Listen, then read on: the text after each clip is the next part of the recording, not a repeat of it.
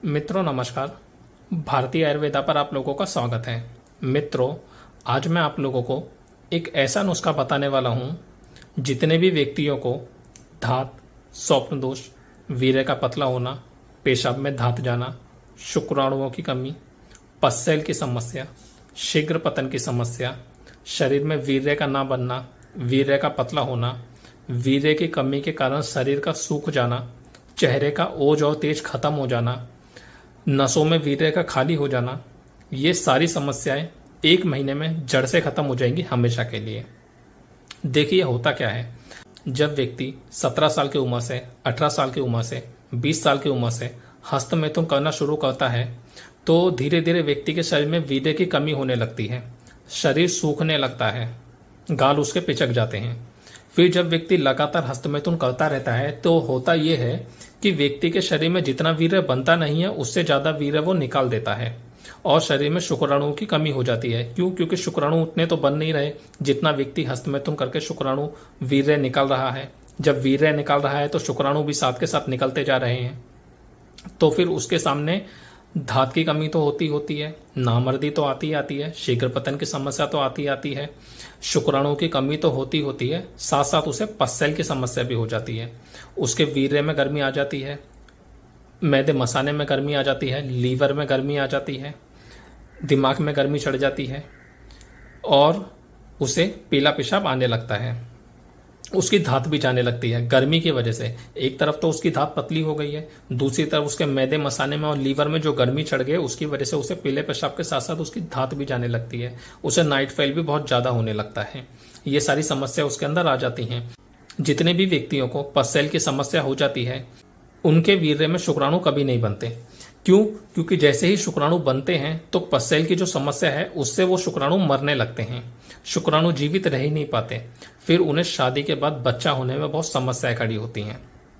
तो इन सारी समस्याओं के लिए मैं आप लोगों को एक आयुर्वेद का वरदान लेकर आया हूं, जो मैं आप लोगों को बताऊंगा बनाने का तरीका क्या है।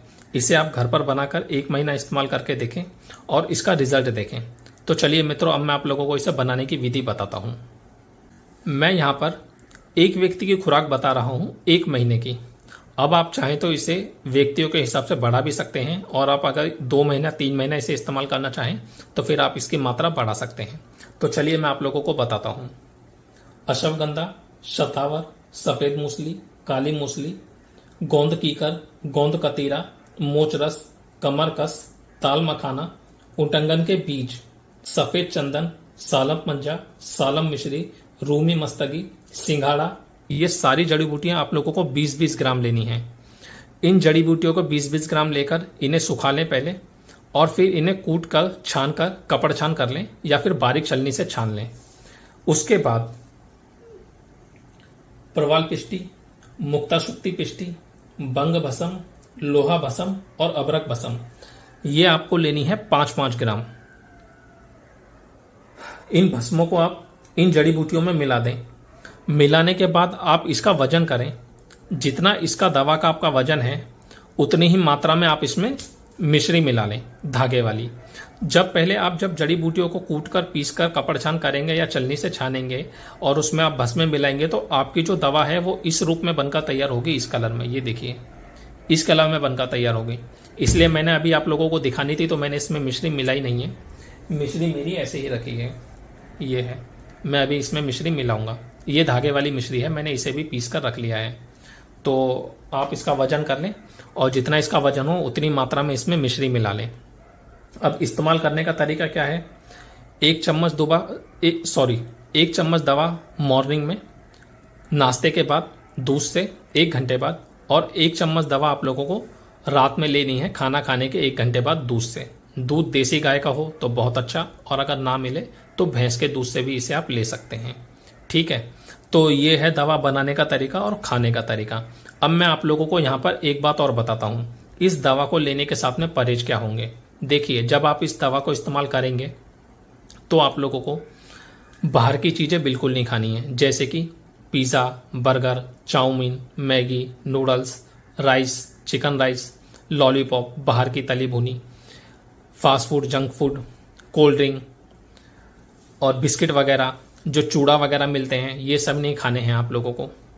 आप लोगों को तली भुनी चीज़ें नहीं खाने हैं। मटन, मच्छी और अंडे आप लोगों को नहीं खाने हैं। आप लोग पौष्टिक खाना खाएं, मेथी पालक सब्जी खाएं, हरी सब्जियां खाएं, पनीर खाएं, पालक पनीर खाएं। ये आप लोगों को बहुत फ़ायदा करेंगी।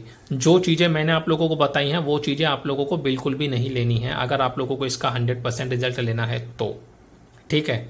और खट्टा और तीखा ये भी नहीं चलेगा, जैसे कि टमाटर की चटनी, आंवला वगैरह, ये नहीं चलेगा इस दवा में, ठीक है।